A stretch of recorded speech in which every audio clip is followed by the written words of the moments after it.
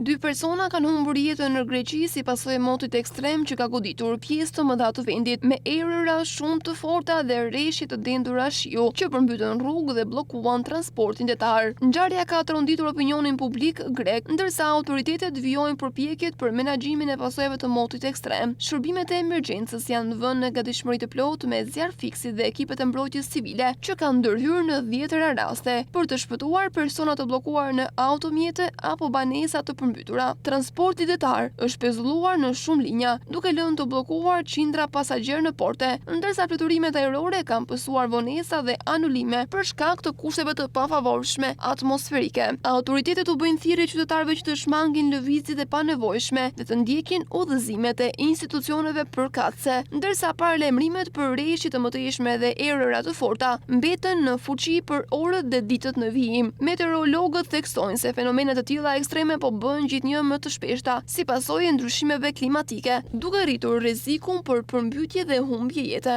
Ngjarja ka rihapur debatin në Greqi mbi nevojën për investime afatgjata në infrastrukturë dhe planifikim urban të qëndrueshëm, me qëllim përballimin e strukturave të ngjashme në të ardhmen. Ndërkohë, familjet e viktimave janë shprehur në zi, ndërsa autoritetet kanë premtuar hetim të plotë për rrethanat e ngjarjeve tragjike dhe marrjen e masave për të parandaluar përsëritjen e tyre.